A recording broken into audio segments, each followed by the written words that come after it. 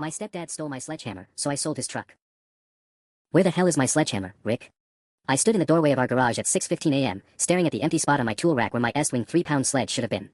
The one I'd saved up 4 months of overtime pay to buy. The one with my initials etched into the handle. Your sledgehammer.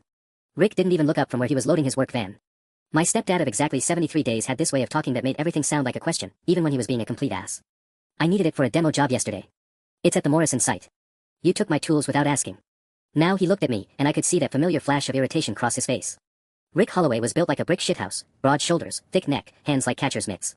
At 42, he was only 6 years younger than my mom, but he carried himself like he owned every room he walked into. Including mine. Listen, Tyler. He slammed his van door harder than necessary. We're family now. What's yours is mine, what's mine is yours. That's how this works. Bullshit. The word came out before I could stop it. That sledge cost me $300. I need it for the Riverside project today. Rick stepped closer, and I caught a whiff of his cologne mixed with coffee breath. You need to watch your tone, son. I'm not some punk kid you can mouth off to. I'm not your son.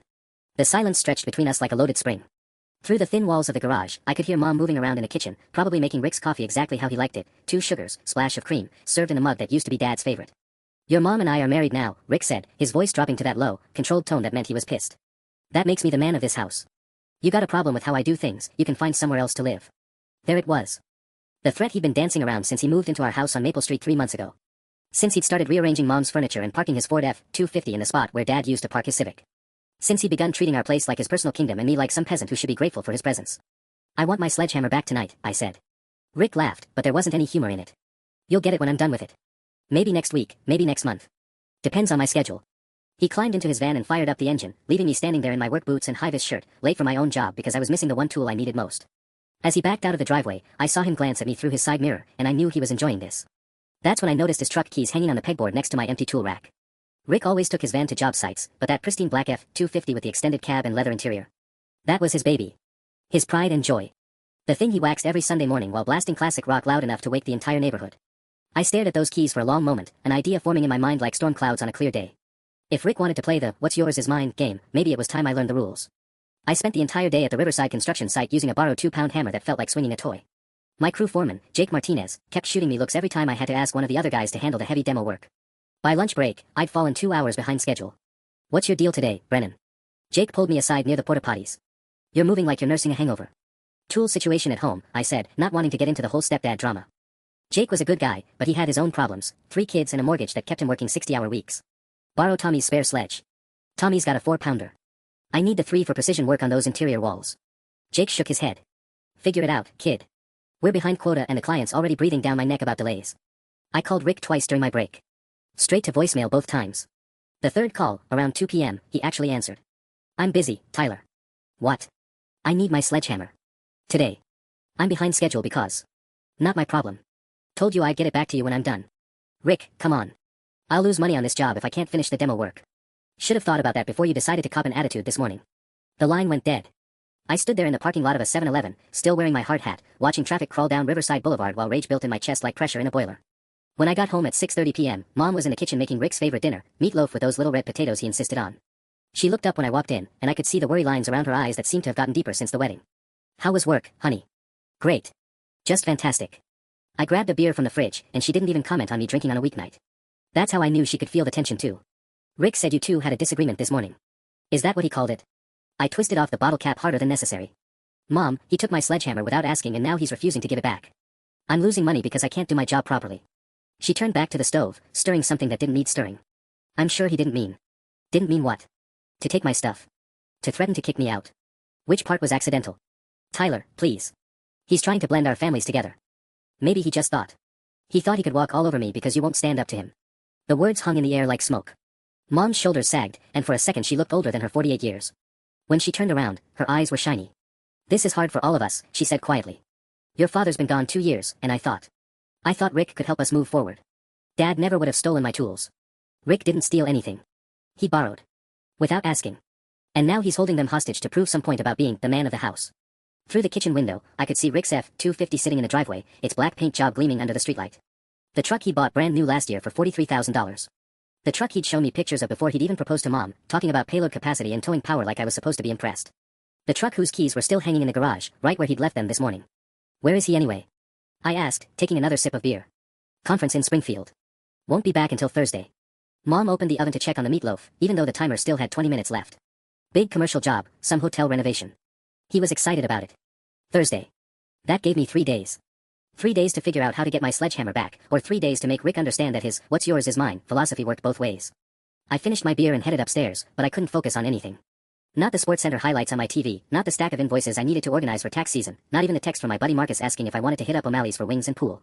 All I could think about was Rick's smug face when he'd driven away this morning, leaving me standing there like some kid who'd just been put in his place.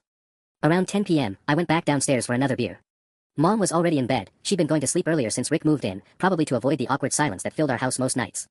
The kitchen was spotless, Rick's dinner wrapped in foil and waiting in the fridge for when he got back. That's when I saw the paperwork. It was sitting on the kitchen counter in a manila folder labeled Insurance, F-250. Curious, I flipped it open. Registration, insurance documents, and a loan agreement from First National Bank of Illinois. Rick still owed $31,847.22 on that truck, with payments of $687 per month for the next 4 years. But here's the interesting part, the truck was only in Rick's name. Not joint ownership with Mom, not some family asset. Just Rick Holloway, sole owner, responsible for every penny of that debt. I pulled out my phone and started researching. Illinois private party vehicle sales, title transfers, lien procedures. Amazing what you can learn at 10:30 p.m. with an internet connection and sufficient motivation. Turns out that as long as you have the title and the lien holder gets paid, a private party can sell a vehicle pretty easily. The buyer handles the paperwork, the bank gets their money, and everyone walks away happy. Except for the original owner, of course. I spent another hour browsing KBB and AutoTrader, checking values for 2022 Ford F-250s with Rick's exact specifications. Extended cab, 6.7L Power-stroke diesel, leather interior, navigation package, the works. Private party value, $38,000 to $42,000, depending on mileage and condition. Rick's truck had 23,000 miles and looked like it had just rolled off the showroom floor. The math was simple. Sell the truck for $39,000, pay off the $31,847 loan, pocket the difference. Rick gets his equity back, minus whatever I decided was fair compensation for my borrowed sledgehammer and 3 days of lost wages. I closed the laptop and sat back in my chair. Was I seriously considering this? My phone buzzed with a text from Jake Martinez, heads up, client moved tomorrow's deadline up. Need that demo work finished by 3 p.m. or we're looking at penalty fees. Perfect. Just perfect. I'd probably lose $400 in penalty money because Rick was too much of a control freak to return my tools. I walked out to the garage and stared at those keys hanging on the pegboard. Right next to the empty spot where my sledgehammer should have been. The keys Rick had left behind because he was so confident, so comfortable in his little kingdom, that it never occurred to him someone might push back. Thursday seemed like a long time away. But car dealerships opened at 9 a.m., and I had Rick's phone number. I could always call him tomorrow, give him a chance to make this right. Or I could teach him what "what's yours is mine" really meant. I didn't sleep much that night. Every time I closed my eyes, I kept seeing Rick's face when he'd laughed at me in the garage, that condescending smirk that said he knew exactly what he was doing. By 5 a.m., I gave up pretending and got dressed for work. The penalty fees were worse than I'd thought.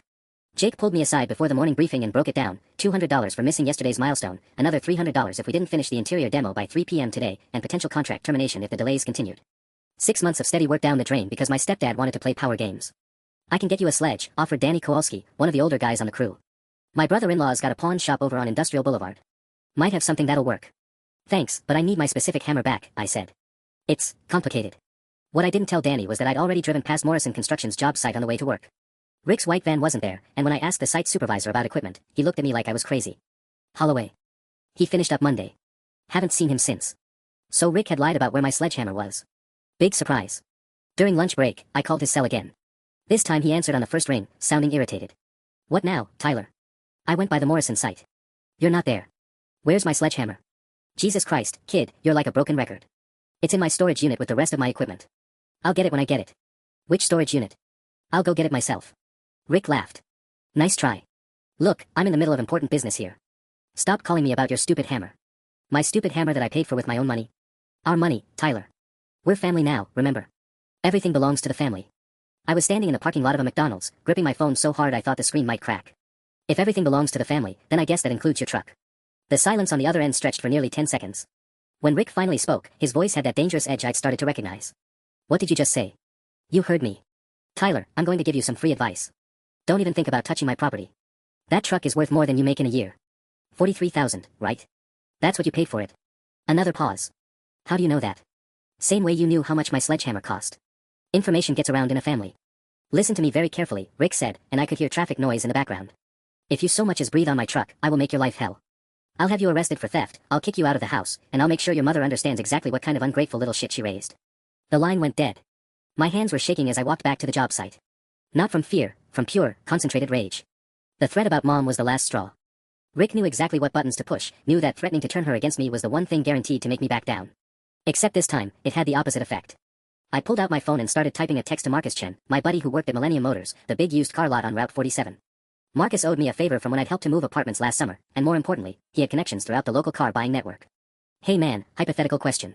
If someone wanted to sell a 2022 F-250 fast, cash deal, how would they go about it? His response came back in less than 5 minutes. How fast we talking?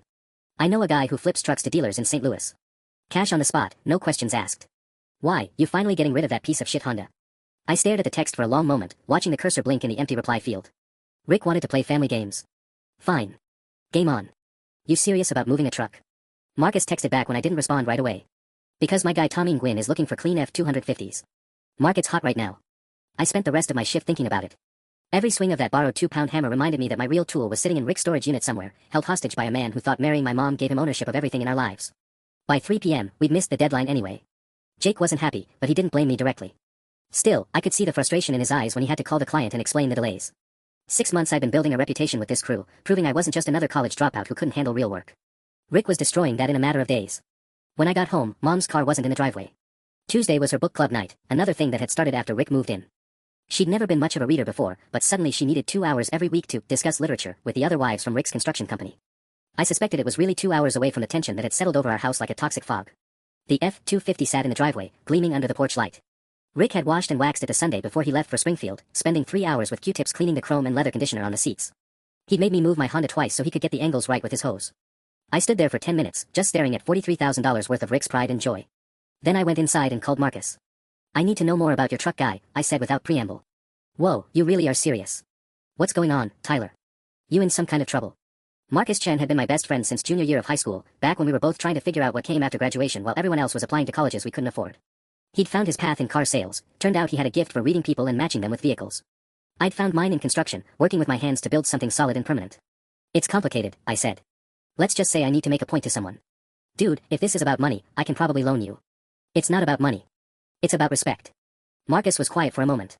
I could hear the sounds of the dealership in the background, phones ringing, the pneumatic hiss of the service bay lifts, the distant chatter of salespeople working their magic on customers. Tommy's legitimate, he finally said. Cash buyer, handles all the paperwork properly, pays off liens same day. He's not some chop shop operator. But Tyler, man, you can't just sell someone else's truck. That's Grand Theft Auto territory. What if the someone else took something of mine first? That's not how the law works, and you know it. I walked into the kitchen and opened Rick's insurance folder again, studying the registration and loan documents. Everything was meticulously organized. Rick was obsessive about paperwork, probably a holdover from running his own contracting business. The title was in a separate envelope, along with the original purchase agreement from Sullivan Ford.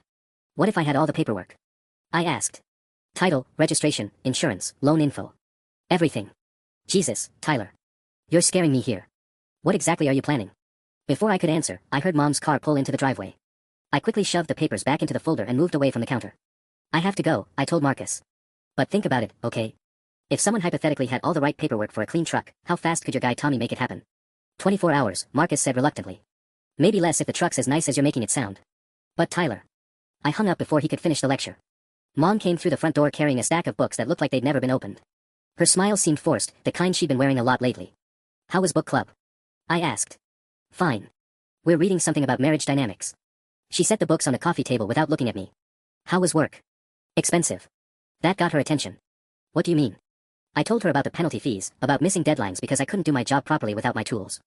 I watched her face as the numbers sank in, $500 in penalties, potential loss of future contracts, 6 months of reputation building down the drain. I'm sure Rick didn't realize. He realized, Mom. That's the whole point. He called me today and threatened to have me arrested if I touched his truck. Also said he'd make you understand what an ungrateful little shit you raised. I watched Mom's face carefully as I repeated Rick's exact words. Those were his words, not mine. The color drained from her cheeks. She sank onto the couch, still holding her purse like a shield across her chest. He didn't mean it like that.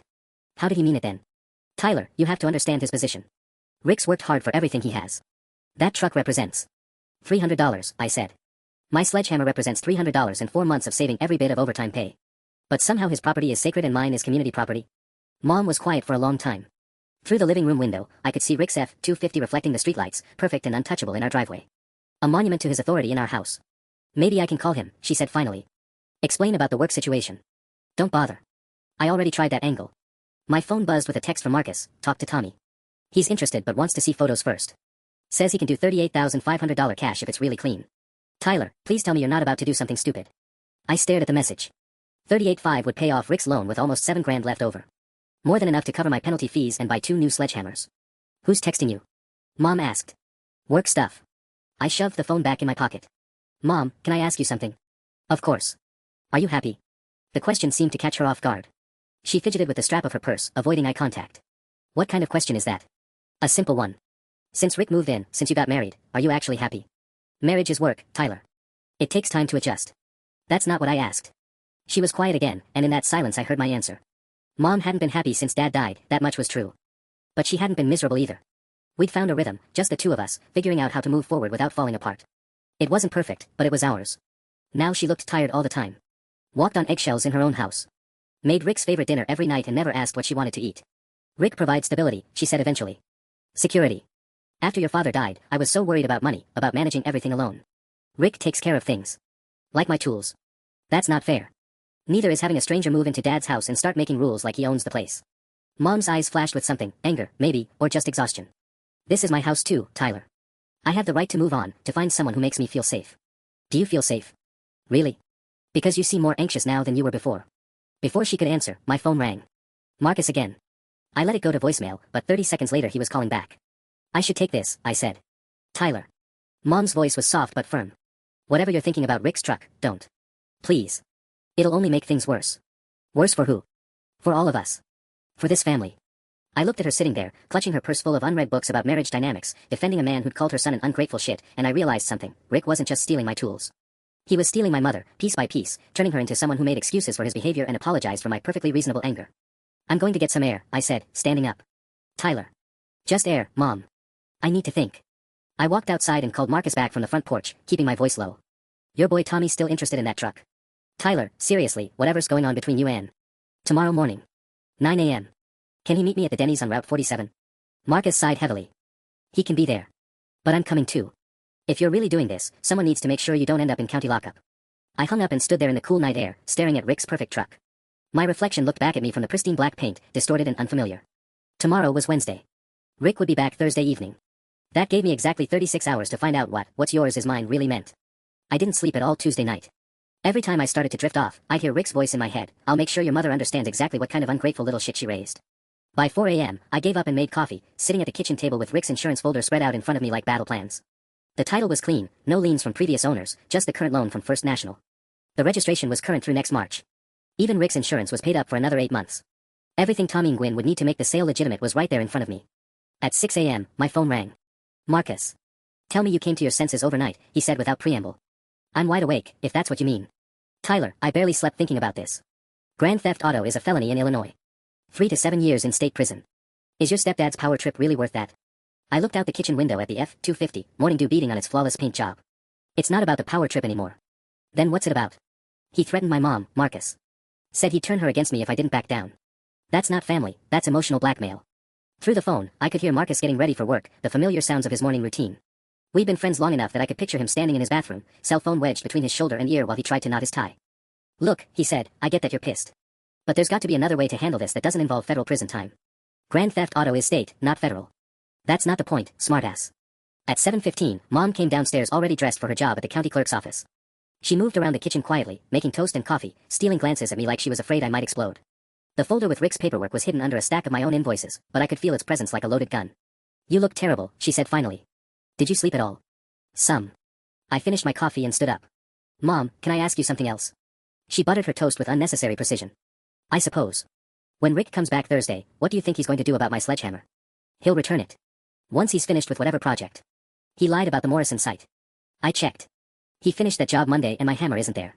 Mom's hand paused halfway to her mouth. Maybe he just got confused about which. He's not confused. He's keeping it because he can. Because you won't call him on his bullshit and he knows I can't do anything about it. Tyler, please don't use that language. Bullshit is the only language that fits here, Mom.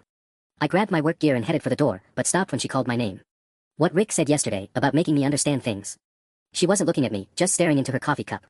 He didn't mean it the way it sounded. How do you know? Because I know Rick. He's got a temper, but he's not cruel. Keeping my tools hostage to prove a point isn't cruel. Mom was quiet for so long I thought she wasn't going to answer. Then, barely above a whisper, maybe I can drive up to Springfield today. Talk to him in person. Don't. The word came out sharper than I intended. Don't drive 3 hours to beg him to return my property. Don't make this your fault when he's the one acting like a territorial asshole. I left her sitting at the kitchen table, staring at her untouched toast, and drove to work with Rick's truck keys burning a hole in my pocket. The Denny's on Route 47 was exactly the kind of place where cash transactions happened without too many questions. At 8:45 a.m., I sat in a corner booth with my second cup of coffee, watching the parking lot through windows that needed cleaning. My palms were sweating despite the air conditioning. Marcus showed up first, sliding into the booth across from me with the expression of someone attending a funeral. "Last chance to call this off," he said. "Tommy coming?" "He's in the red Silverado." Marcus nodded toward a pickup truck that had just pulled in. "Tyler, seriously. Think about what you're doing here." Through the window, I watched a thin Asian man in his 30s climb out of the Silverado. He wore khakis and a polo shirt, looked more like an accountant than a guy who flipped trucks to dealers in St. Louis. Which was probably the point. "He looks legitimate," I said. "He is legitimate. That's not the problem." Tommy and Gwyn walked into the restaurant, scanned the room, and headed straight for our booth. Either Marcus had described me perfectly, or I looked exactly like someone desperate enough to sell a truck that wasn't technically mine. "You Tyler?" he asked, extending his hand. His grip was firm, professional. "Marcus says you've got a clean F-250 you want to move quickly." "That's right." Tommy slid into the booth next to Marcus, pulled out a smartphone, and opened what looked like a calculator app. Year, mileage, and condition. 2022, 23,000 miles, showroom perfect. Extended cab. Diesel. 6.7 power stroke, leather interior, navigation, the works. Tommy's fingers flew across his phone screen. After 30 seconds, he looked up. "I can do 37.5, cash, sight unseen, based on Marcus's recommendation. But I need to see the truck and all paperwork before money changes hands. $37,500. More than enough to pay off Rick's loan and cover my losses from his power games." "When?" I asked. "Today. This afternoon if you want. I've got a buyer lined up in Missouri who's been looking for exactly this truck." Marcus kicked me under the table. "Tommy, can you give us a minute?" "Sure. I'll be at the counter." Tommy stood up and walked toward the front of the restaurant, already pulling out his phone to make another call. "This is it," Marcus said quietly. "Point of no return. You do this, there's no taking it back." I pulled out my own phone and scrolled to Rick's number. One more try. One last chance for him to do the right thing. He answered on the fourth ring. "What the hell do you want now?" "My sledgehammer. Today. I'll drive to Springfield and pick it up myself." "I already told you." "Rick, listen to me carefully. Return my tools today, and we'll call this whole thing even. Keep playing games, and you're going to find out what's yours is mine really means." The silence stretched for nearly 15 seconds. When Rick finally spoke, his voice was ice cold. "Are you threatening me, Tyler? I'm giving you a choice. Here's my choice, go fuck yourself. And if you even think about touching my property, I'll destroy you." He hung up. I looked across the table at Marcus, who'd heard enough of the conversation to understand where things stood. 37.5. I asked. Marcus closed his eyes and rubbed his forehead. "God help us both." I waved Tommy back over to our table. Tommy slid back into the booth, phone still in hand. "So we doing this or what?" "We're doing it." The words came out steadier than I felt. "What's the process?" "Simple. I follow you to wherever the truck is, inspect it for 5 minutes, verify the paperwork matches the vehicle. If everything checks out, I call my bank and wire the payoff amount directly to your lender. You get a cashier's check for the difference, I get the title and keys, everybody's happy." "How long does the whole thing take?" "Hour, maybe 90 minutes if the bank's slow processing the lien release." Marcus was staring at me like I just announced plans to rob a casino. "Tyler, what about your mom?" "She's going to come home and find the truck gone." I've been trying not to think about that part. Mom got off work at 4:30, usually home by 5 o'clock. If we did this right after lunch, I'd have a couple hours to figure out how to explain the empty driveway. "She'll understand once I explain what the money's for," I said, not entirely believing it myself. "Will she?" Marcus asked. Because from where I'm sitting, this looks like escalation, not resolution. Tommy was watching our exchange with the detached interest of someone who'd seen family drama play out over vehicle sales before. "Look, fellas, I don't need to know the backstory here. But I will say this, whoever owns that truck is going to be pissed when they find out it's gone. You sure you're prepared for that conversation?" I thought about Rick's voice on the phone 15 minutes ago. The casual cruelty in his tone when he told me to go fuck myself. The way he'd laughed when I tried to reason with him about my job, my tools, my financial losses. "I'm prepared," I said. We agreed to meet at 1 p.m. at the Shell station 2 blocks from my house. Tommy would bring the cashier's check, I'd bring the truck and paperwork. Marcus insisted on being there as a witness, though I suspected he was really hoping to talk me out of it at the last minute. After Tommy left, Marcus and I sat in the Denny's parking lot next to his Honda Civic, the same model he'd been driving since high school, reliable but nothing special. The kind of car that got you places without making a statement. "You know what's going to happen, right?" he said. "Rick comes home Thursday, finds his truck gone, and calls the cops. Even if the sale was technically legal, you think he's not going to press charges? Let him try. I'll have documentation showing the truck was sold to pay off the lien, with the proceeds going to the legal owner. It's not theft if the equity gets returned. That's not how this works and you know it." Marcus was right, but I was past caring about legal technicalities. Rick had drawn the line when he'd threatened to turn Mom against me, when he'd made it clear that my position in this family was entirely dependent on his goodwill. "There's something else," I said. "I found Rick's will in that insurance folder." "His will?" "Apparently it's standard paperwork when you take out a big loan. Anyway, guess who's not mentioned anywhere in it? If something happens to Rick, everything goes to his sister in Arizona. Mom gets nothing. After 6 months of marriage, she gets absolutely nothing." Marcus was quiet for a moment. "Does she know?" "I doubt it. Rick's got her convinced he's providing security and stability, but he's structured everything to make sure she stays dependent on him. The house is still in Mom's name, but he's been pushing her to add him to the deed. Says it's for tax purposes. Jesus. Yeah. So this isn't just about my sledgehammer anymore. It's about showing Mom what kind of man she really married before she signs over the only asset she has left. I started my Honda and rolled down the windows. The morning was already getting warm, promising another humid Illinois summer day. In 6 hours, Rick's pristine F-250 would belong to someone else, and I'd either be a hero or a criminal, depending on your perspective. 1 o'clock, I told Marcus. Shell station on Maple. I'll be there, he said, but he didn't sound happy about it. As I drove home, I couldn't help wondering if Dad would have approved of what I was about to do. He'd been a by-the-books guy, always said the right way and the easy way were usually different paths. But he'd also taught me that sometimes you had to stand up to bullies, even when the cost was higher than you wanted to pay. Especially then. The Shell station on Maple Street felt like neutral territory at 12:45 p.m. I sat in my Honda with the windows down, Rick's truck keys heavy in my palm, watching Marcus pace back and forth near the air pump like an expectant father. The F-250 gleamed in the afternoon sun behind me, $43,000 worth of leverage parked in Bay 3. Tommy and Gwyn pulled up in his red Silverado at exactly 1 p.m., which I took as a good sign. Punctual people were usually professional people, and I needed this transaction to go smoothly. That her? Tommy asked, walking a slow circle around Rick's truck. He ran his hand along the paint, checking for scratches or dents that might affect the value. Damn, your stepdad takes care of his vehicles. It's his baby, I said, which wasn't technically a lie. Tommy spent 10 minutes with the engine, another 5 inspecting the interior. He took photos of the odometer, the VIN number, even the tire tread depth. Finally, he pulled out a tablet and started entering information. Clean as advertised, he said. I can confirm 37.5. You got all the paperwork? I handed him the manila folder with Rick's insurance documents, registration, and title. Tommy spread everything across his truck's tailgate, cross-referencing numbers with practiced efficiency. Leans with First National, balance shows. He squinted at the loan paperwork. 31,847.22. That sound right? That's what I calculated. Marcus appeared at my elbow. Tyler, we've got a problem. I turned to see what he was looking at and felt my stomach drop. A silver Honda Accord was pulling into the gas station, Mom's car. She parked 2 bays over and climbed out, looking confused and worried. Tyler. What's going on here? Shit. Shit. Mom never came home for lunch. She always brought sandwiches to work and ate at her desk while catching up on paperwork. Hey Mom. I tried to sound casual. What brings you by? I was worried about you. She walked closer, eyeing Tommy and his tablet full of Rick's documents. You seemed so upset this morning, and when I tried to call you at lunch, your phone went straight to voicemail. Because I turned it off so Rick couldn't reach me before the sale went through. Brilliant planning on my part. Who are these gentlemen? Mom asked, and I could see her putting pieces together. The stranger with Rick's paperwork, the truck parked in a gas station instead of our driveway, my guilty expression. Mom, I can explain. Tyler James Brennan, please tell me you're not selling Rick's truck. Tommy looked up from his tablet. Ma'am, is there a problem here? Your son assured me this was a legitimate transaction. My son doesn't own that vehicle, Mom said quietly. His stepfather does. The words hung in the air like a death sentence. I watched Tommy's expression change from professional interest to wariness, then to something approaching alarm. Whoa, hold up. Tommy stepped back from the tailgate, hands visible. I don't do stolen vehicle transactions. It's not stolen, I said quickly. It belongs to Rick Holloway, Mom interrupted. My husband. Who's currently in Springfield on business and has no idea his truck is here. Tommy was already packing up his tablet. This deal's off. I'm not touching anything that even smells like family court drama. Tommy, wait. I followed him toward his Silverado. I can explain the situation. Kid, I don't care if your stepdad stole your bicycle.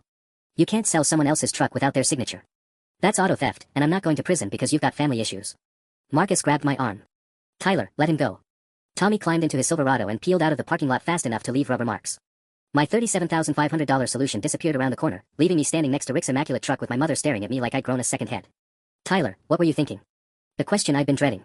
Because the honest answer was that I hadn't been thinking clearly since Rick had laughed at me in the garage yesterday morning. I'd been reacting, escalating, proving his point about me being an ungrateful kid who couldn't handle adult problems. He took my tools, Mom. He's costing me money and laughing about it. So you decided to steal his truck. Not steal. Sell. There's a difference. Not in the eyes of the law there isn't. Mom was right, of course. Standing there in the Shell station parking lot with Rick's keys in my hand and his truck registration in a folder, I looked exactly like what I was, someone about to commit a felony over a $300 sledgehammer. Mom, please just listen for a second. I tried to keep my voice calm, but desperation was creeping in.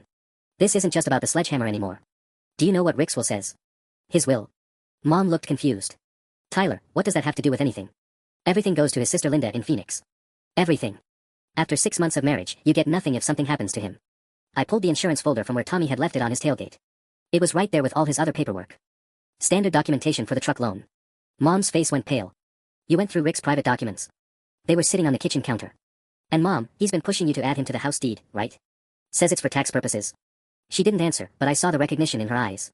Marcus shifted uncomfortably beside his Honda, probably wishing he'd stayed home. Think about it, I continued.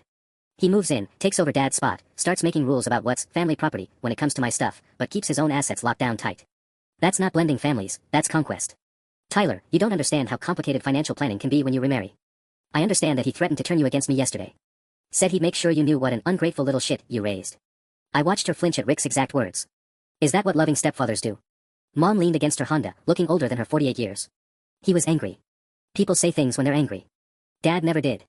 The comparison hung between us like a physical barrier. I knew it was a low blow, bringing Dad into this, but I was running out of ammunition and Rick would be home tomorrow. Your father never had to deal with a teenage stepson who questioned his authority, Mom said quietly. Because Dad never would have stolen my tools in the first place. My phone buzzed with a text. Then another. Marcus glanced at his own phone and swore under his breath. Tyler, we've got a bigger problem. I looked at my screen. 3 missed calls from unknown numbers and a text from Rick. Just got an interesting call from First National Bank. Something about someone requesting payoff information on my truck loan. You have exactly 1 hour to explain before I call the police. The blood drained from my face. How did he? Credit monitoring alert, Marcus said, reading over my shoulder.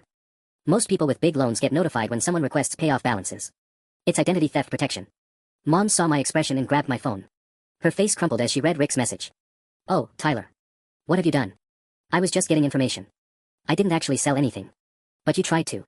You had the paperwork, you found a buyer. If I hadn't shown up when I did, Rick's truck would be on its way to Missouri right now. She was right, and we all knew it. The only reason Rick still owned his F-250 was Mom's unexpected lunch break and Tommy Nguyen's professional paranoia. My phone rang. Rick's number. Don't answer it, Marcus said quickly. Anything you say can be used against you later. But Mom was already reaching for the phone. I'll talk to him. Mom, no. She stepped away from us, phone pressed to her ear. I could only hear her side of the conversation, but Rick's volume was loud enough that fragments of his rage carried across the parking lot. Rick, please calm down. No, the truck is fine. He didn't actually. Rick, listen to me.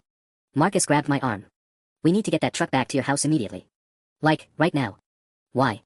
Because standing in a gas station with someone else's vehicle and their financial documents makes you look guilty as hell when the cops show up. The drive back to the house felt like a funeral procession. Mom followed behind me in her Honda while I drove Rick's truck, my hands gripping the steering wheel so tight my knuckles had gone white. Every red light felt like an eternity, every police cruiser I passed made my heart skip a beat. Marcus had offered to come with us, but I'd sent him home. No point in dragging him down with me when Rick decided to press charges. And he was going to press charges. That much was clear from the phone call Mom had taken in the Shell station parking lot. I'd heard enough of Rick's shouting to know he wasn't in a forgiving mood. By the time we pulled into our driveway, my phone had buzzed with 6 more missed calls and 3 increasingly hostile text messages. You have 45 minutes to explain. I'm calling my lawyer. Hope you like orange jumpsuits, Tyler. Mom was already waiting by the front door when I climbed out of the F-250, her face pale and drawn. She'd aged 10 years in the past hour. He's driving back from Springfield, she said without preamble. Should be here by 6:30. I checked my phone. 2:47 p.m. Less than 4 hours to figure out how to explain attempted grand theft auto to a man who already wanted me out of his house. Mom, I can pack a bag and stay at Marcus's place for a while.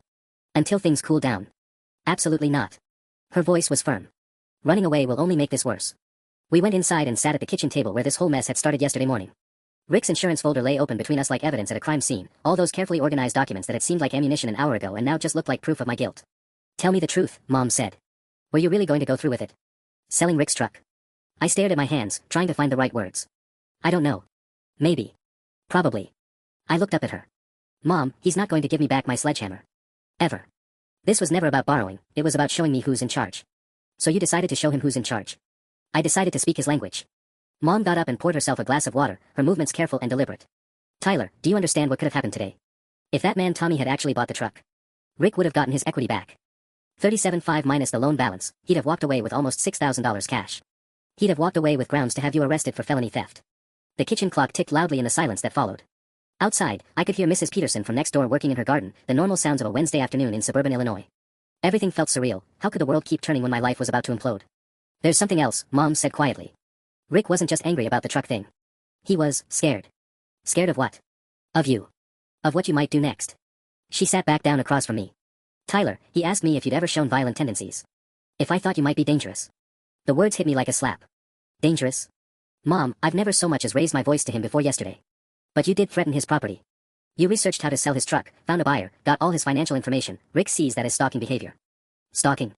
I laughed, but there was no humor in it. I looked at paperwork he left on the kitchen counter. That's not how he's going to tell it to the police. My phone buzzed again. This time it wasn't Rick, it was a number I didn't recognize with a 217 area code. Springfield. Tyler Brennan. The voice was crisp, professional. This is Detective Sarah Morrison with the Sangamon County Sheriff's Department. I need to speak with you about a complaint we've received regarding attempted vehicle theft. The bottom dropped out of my stomach. What? A Rick Holloway filed a report claiming you attempted to steal his 2022 Ford F-250. Mr. Holloway is driving back to your location now, but he wanted us to make contact before he arrived. Are you currently at 847 Maple Street? I looked across the table at Mom, whose face had gone white. She could hear both sides of the conversation in the kitchen's silence. Yes, ma'am. I'm at home. Good. I need you to stay there until we can sort this out. Can you do that for me? Am I under arrest? Not at this time. But Mr. Holloway has provided us with some concerning evidence, bank records showing inquiries into his loan account, witness statements from potential buyers.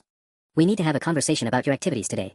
Detective Morrison's tone was measured, almost kind, which somehow made it worse than if she'd been aggressive. This wasn't some hot-headed cop looking to make an arrest, this was a professional building a case. I understand, I managed. Excellent. We'll be in touch within the next few hours. And Tyler? Don't leave town. The line went dead. I set the phone down with shaking hands. They're building a case, I said. Mom reached across the table and took my hand. Her skin felt cold despite the warm afternoon. We'll figure this out. Maybe if you apologize to Rick, explain that it was just a reaction to the sledgehammer situation. But even as she said it, I could see in her eyes that she didn't believe it would work. Rick had called the cops before he'd even talked to me. This wasn't about resolving a family dispute, this was about winning. And right now, he was winning. At 4:15 p.m., my phone rang again. This time it was Jake Martinez from work.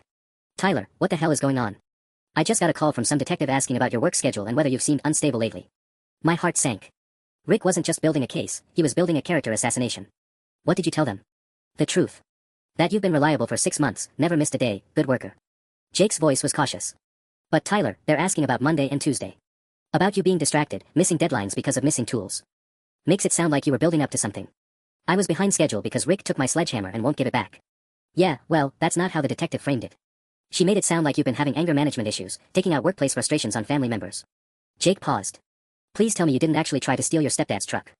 Through the kitchen window, I could see Mrs. Peterson had stopped gardening and was openly staring at our house. Word was already spreading through the neighborhood. I didn't steal anything, I said. The truck never left our driveway. But you tried to sell it. The silence stretched long enough that Jake got his answer. Jesus, Tyler. Why didn't you just come to me? I could have loaned you a sledge until you sorted things out with your stepdad. It wasn't about the sledgehammer anymore. Then what was it about? I looked across the table at Mom, who was pretending to read one of her book club novels while obviously listening to every word. How could I explain that I'd been trying to save her from a man she'd chosen to marry? That I'd seen Rick's will and his financial maneuvering and recognized it as a trap she was walking into with her eyes closed? Forget it, Jake. I screwed up. I'll deal with the consequences. Well, you better deal with them fast. The client heard about police calling the job site. They're threatening to terminate our contract if there's any more drama involving crew members. He hung up, leaving me staring at another piece of collateral damage from my brilliant revenge plan. Not only was I facing potential felony charges, but I was about to cost Jake and the rest of my crew their biggest contract of the year. That sounded bad, Mom said, not looking up from her book. I might lose my job. Which means Jake's crew loses their contract. Which means 5 guys with families don't get paid for the next 3 months. I rubbed my eyes, feeling the weight of everyone I'd managed to screw over in 36 hours. All because I couldn't let Rick win. Mom finally looked at me. Tyler, when Rick gets here, I think you should consider accepting whatever consequences he wants. Apologize, maybe offer to make payments toward his legal fees, show him you understand how serious this was. You want me to grovel? I want you to avoid prison. At 5:23 p.m., my phone buzzed with a text from an unknown number. This is Linda Holloway, Rick's sister. He asked me to reach out because he's concerned about your mental state. I'm a licensed therapist in Phoenix. If you need someone to talk to about anger management or family adjustment issues, I'm here to help. I showed the message to Mom, whose face flushed red. He told his sister I'm mentally unstable. Tyler, maybe she's just trying to. No, Mom. Rick's building a narrative. First he tells the cops I have anger issues, then he has his therapist's sister offer to counsel me for mental health problems. He's setting up an insanity defense before he's even pressed charges. The sound of a diesel engine rumbling into our driveway cut through the late afternoon air. Rick was home early. And he wasn't alone, I could see the white and blue of a police cruiser pulling in behind his F-250. The police cruiser's doors opened in perfect synchronization, a tall female officer from the driver's side, a stocky male sergeant from the passenger side. Through our kitchen window, I watched Rick climb out of his F-250 and immediately start gesturing toward the house, his mouth moving rapidly as he spoke to the officers. Tyler, come away from the window, Mom said, but her own eyes were glued to the scene unfolding in our driveway. Rick was wearing his good clothes, the navy polo and khakis he saved for meeting important clients. Even from a distance, I could see he'd taken time to clean up before driving back from Springfield. This wasn't some spur-of-the-moment confrontation, this was a calculated performance. The female officer, Detective Morrison, I assumed, nodded as Rick talked, occasionally jotting notes in a small pad. The sergeant kept glancing toward our front door, his hand resting casually near his service weapon. He's really doing this, I said, more to myself than to Mom. He's actually having me arrested. A sharp knock echoed through the house. 3 measured raps that somehow managed to sound official and final. Mom squeezed my hand. Let me answer it. No, Mom. This is my mess. I walked to the front door on unsteady legs, acutely aware that every step might be one of my last as a free person. Through the peephole, I could see Detective Morrison's badge gleaming against her uniform shirt. Tyler Brennan, she asked when I opened the door. Up close, she looked younger than she'd sounded on the phone, maybe early 30s, with sharp eyes that missed nothing. I'm Detective Morrison. This is Sergeant Collins. May we come in? Of course. I stepped aside, noticing how both officers automatically scanned our living room as they entered. Looking for weapons, maybe, or signs of the mental instability Rick had probably described. Rick followed them inside, and I was struck by how comfortable he looked in our house with two armed strangers. Like he belonged here and I was the intruder. Tyler, Rick said, his voice heavy with what sounded like genuine concern. I really hoped it wouldn't come to this. Detective Morrison pulled out her notepad. Mr. Brennan, we need to discuss your activities today involving Mr. Holloway's vehicle. Specifically, your attempt to sell his 2022 Ford F-250 without his knowledge or consent. I didn't sell anything, I said. The truck never left our property.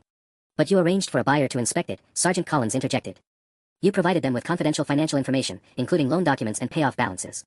Mom appeared in the doorway between the kitchen and living room, her book still clutched in her hands like a shield. Officers, I think there's been a misunderstanding. This is just a family dispute over some borrowed tools. Rick's expression darkened. Carol, this goes way beyond borrowed tools.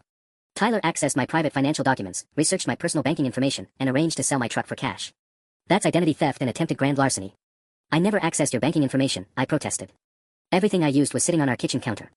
Detective Morrison looked up from her notes. Mr. Holloway mentioned you'd been exhibiting concerning behavior for several days. Workplace issues, confrontational attitude, threats against his property. What threats? When did I ever threaten? Yesterday morning, Rick interrupted. You said, and I quote, if everything belongs to the family, then I guess that includes your truck. Then today you called and said I'd find out what what's yours is mine really means. The way Rick repeated my exact words made them sound far more sinister than they'd felt in the moment. Detective Morrison was writing everything down, and I could see how it would read in a police report, escalating threats followed by attempted vehicle theft. Tyler also researched the truck's value online, Rick continued. Found potential buyers, arranged meetings. This wasn't some impulsive reaction, this was premeditated. Is this accurate, Mr. Brennan? Detective Morrison asked. I looked around our living room, at Mom's worried face, at Rick's carefully controlled expression, at two police officers who'd already made up their minds about my guilt. Everything I said would only make it worse. I want a lawyer, I said quietly. Detective Morrison closed her notepad with a sharp snap. Tyler Brennan, you're under arrest for attempted theft of a motor vehicle and unlawful use of financial information. The handcuffs clicked shut around my wrists with a sound that seemed to echo through our living room like a gunshot. Detective Morrison's grip was firm but not rough as she guided my hands behind my back, professional courtesy that somehow made the whole thing worse. You have the right to remain silent, she began, and I watched Mom's face crumble as the Miranda warning filled our house. Anything you say can and will be used against you in a court of law. Rick stood by our fireplace, arms crossed, watching the proceedings with what I could only describe as satisfaction. Not joy, exactly, but the grim pleasure of someone who'd been proven right about a bad investment.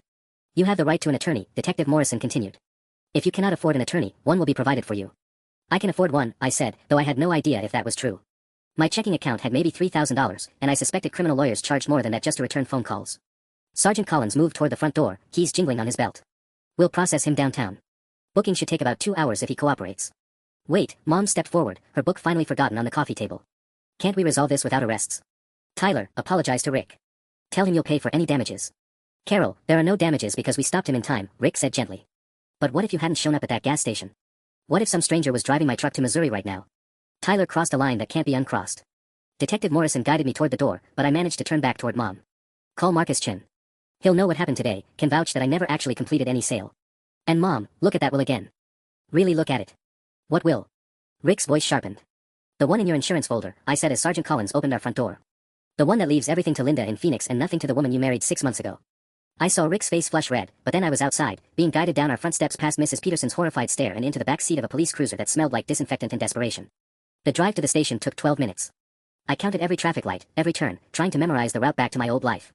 Detective Morrison kept glancing at me in the rearview mirror, probably assessing my mental state for her report. For what it's worth, she said as we pulled into the station parking lot, your stepfather seemed more interested in teaching you a lesson than destroying your future. Cooperate with processing, don't cause any drama, and this might not be as bad as you think. But it was already bad. By 6:47 p.m., I was fingerprinted, photographed, and sitting in a holding cell with 2 other guys, one sleeping off what smelled like a 3-day bender, the other muttering about conspiracy theories involving his ex-wife and the DMV. My phone call went to Marcus, who answered on the first ring like he'd been waiting. Jesus Christ, Tyler. I saw the police cars on Snapchat. Are you okay? Define okay. I'm in county lockup, charged with attempted grand theft auto. Can you call your cousin David? The one who's a public defender. Already on it. But Tyler, there's something else. Rick called the construction company where I work, asking about my association with known criminals. He's trying to get me fired too. Through the holding cell's small window, I could see the sun setting over Springfield, painting the sky the color of rust. Somewhere out there, Mom was probably making Rick his favorite dinner while he explained how arresting me had been the hardest decision of his life but necessary for the family's safety. The conspiracy theorist looked up from his corner. First time. What? First time locked up. I can tell by how you're holding your shoulders. He grinned, showing 3 missing teeth. Don't worry, kid. The real criminals are usually in maximum security. Down here it's just idiots like us who pissed off the wrong people. I leaned back against the concrete wall and closed my eyes, wondering if Rick had already convinced Mom to change the locks. Marcus's cousin David turned out to be worth every penny of the $1,500 I didn't have. By Thursday morning, he'd gotten me released on my own recognizance and scheduled a meeting with the prosecutor for Friday afternoon. Rick's case isn't as solid as he thinks, David explained over coffee at a diner near the courthouse. Attempted theft requires intent to permanently deprive the owner of their property. But you arranged for the loan payoff, which means Rick would have gotten his equity back. That's more like unauthorized sale than theft. What's the difference in jail time? About 3 years. I spent Thursday afternoon at Marcus's apartment, trying to figure out how to rebuild my life. Jake had called to let me know the Riverside client had terminated our contract, 6 months of work down the drain because of my criminal behavior. Mom had texted twice asking when I was coming home, but I couldn't face walking into that house knowing Rick had won. Then, at 6:23 p.m., everything changed. Marcus burst through his front door waving his phone like a winning lottery ticket. "Tyler, you magnificent bastard. Check the news." He pulled up a local news website, Springfield construction executive arrested in tax evasion scheme. The photo showed Rick in handcuffs, being led out of his hotel by IRS agents. According to the article, he'd been under federal investigation for 6 months for underreporting income and claiming false business deductions. The Springfield conference had been a setup. Federal agents had been waiting in his hotel room when he returned from our house Wednesday night. "Gets better," Marcus said, scrolling down. "Look at this part."